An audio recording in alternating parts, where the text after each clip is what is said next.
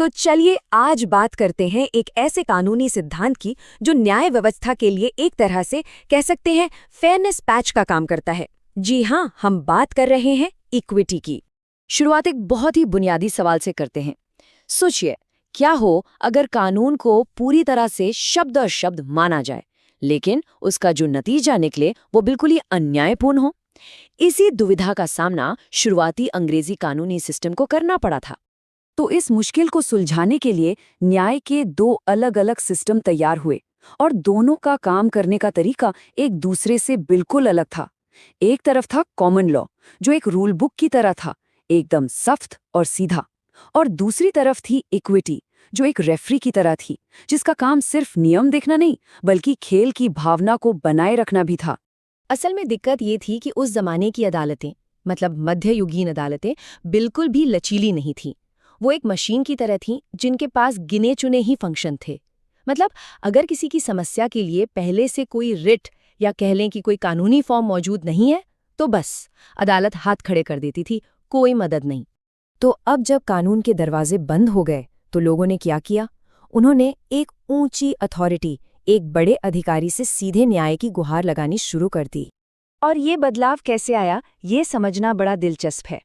देखिए, 11वीं सदी में शाही अदालतें बने, कॉमन लॉ की नींव पड़ी, लेकिन फिर 1258 में एक ऐसा नियम आया जिसने नए कानूनी रास्ते बनाने पर ही रोक लगा दी।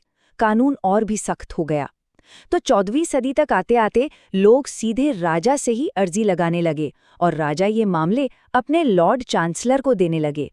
और बस 15वीं सदी तक चांसलर की अदालत, जिसे कोर्ट ऑफ चांसरी कहते हैं, एक पूरी तरह से मान्यता प्राप्त अदालत बन गई। और जानते हैं, चांसलर के पास जो शुरू में अर्जियां आती थीं, वो किसी कानून या नियम का हवाला देकर नहीं आती थीं। नहीं, वो तो बस दया और इंसाफ की गुहार होती थीं। लोग कहते थे, ईश्वर के प्रेम के लिए और दान के मार्ग में न्याय कीजिए। ये असल में कानून से ज्यादा इंसानियत और नैतिकता की अपील थी। और यहीं से इस नई अदालत की नींव पड़ी, और वो नींव थी अंतरात्मा का सिद्धांत। लॉर्ड चांसलर को राजा की अंतरात्मा का रक्षक कहा जाता था। उनका काम ही यही था कि जहां कॉमन लॉ की अदालतें इंसाफ करने से चूक जाएं, वहां वो दखल दें ताकि राज्य में कुछ भी गलत न हो और राजा की अंतरात्मा ईश्वर के सामने साफ रहे। अब जाहिर सी बात है, जब एक ही जगह पर दो इतनी शक्तिशाली अदालतें काम कर रही हों, तो कभी न कभी तो उनके बीच टकराव होना ही था, और हुआ भी। ये टकराव अपने चरम पर पहुंचा 1615 के अर्ल ऑफ ऑक्सफोर्ड केस में। सोचिए, एक तरफ कॉमन लॉ के मुखिया और दूसरी तरफ इक्विटी के मुखिया, दोनों एक दूसरे के सामने थे। मामला एक ऐसे फैसले का था जिसके बारे में कहा जा रहा था कि उसे धोखाधड़ी से हासिल किया गया है। मामला इतना बढ़ गया कि खुद किंग जेम्स प्रथम को बीच में आना पड़ा। उन्होंने सर फ्रांसिस बेकन की सलाह ली और एक ऐतिहासिक फैसला सुनाया। उन्होंने साफ कर दिया कि जब भी कॉमन लॉ और इक्विटी के बीच कोई टकराव होगा तो जीत हमेशा इक्विटी की होगी। ये फैसला आज भी लागू होता है। लेकिन ऐसा नहीं था कि सब लोग इक्विटी की इस नई ताकत से खुश थे। कई लोगों ने इसकी आलोचना की। उनका कहना था कि ये अंतरात्मा तो हर इंसान की अलग अलग होती है। 17वीं सदी के एक बड़े विधिवेत्ता जॉन सेल्डन ने तो मजाक में यहां तक कह दिया कि इक्विटी तो चांसलर के पैर की लंबाई जैसी है। मतलब जैसे ही चांसलर बदला, इंसाफ का पैमाना भी बदल गया। हाँ, लेकिन समय के साथ इक्विटी ने इन आलोचनाओं का जवाब दिया। धीरे धीरे इसने अपने खुद के नियम और सिद्धांत बनाए। ये अब सिर्फ किसी एक व्यक्ति की सोच पर निर्भर नहीं रही। बाद में लॉर्ड एल्डन जैसे चांसलरों ने इस बात पर जोर दिया कि इक्विटी का मतलब मनमानी नहीं है, बल्कि ये स्थापित सिद्धांतों पर चलती है।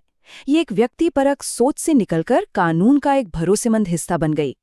तो ठीक है, ये तो हुई इतिहास की बात। लेकिन सवाल ये है कि सदियों पुरानी ये सोच, ये इक्विटी आज की दुनिया में कैसे काम करती है? इसका क्या असर है?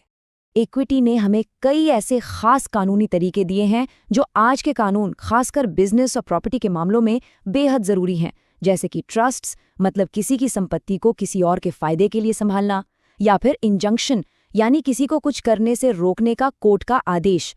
ये सब इक्विटी की ही देन है। और यहीं पर सबसे बड़ा और सबसे जरूरी फर्क साफ दिखता है। देखिए, कॉमन लॉ अदालतें ज्यादातर मामलों में पैसों में मुआवजा देती हैं। मान लीजिए किसी की कोई बेशकीमती पारिवारिक विरासत चोरी हो जाए तो कॉमन लॉ कोर्ट उसकी कीमत दिलवा सकता है। लेकिन इक्विटी उस चीज को ही वापस दिलवाने का आदेश दे सकती है, क्योंकि वो मानती है कि हर चीज की कीमत पैसों में नहीं लगाई जा सकती। अच्छा, तो इक्विटी की शुरुआत तो इंग्लैंड में हुई, लेकिन ये वहीं तक सीमित नहीं रही। दुनिया भर के देशों ने इसके सिद्धांतों को अपनाया है, पर हाँ, सबने अपने अपने तरीके से। अगर हम देखें तो इंग्लैंड और अमेरिका जैसी जगहों पर अदालतें तो मिल गईं, पर इक्विटी का सिद्धांत आज भी अलग और मजबूत है। ऑस्ट्रेलिया में भी यही हाल है। और भारत की बात करें तो यहाँ 1963 के स्पेसिफिक रिलीफ एक्ट ने इक्विटी के इन उपायों को बाकायदा कानून का हिस्सा बना दिया।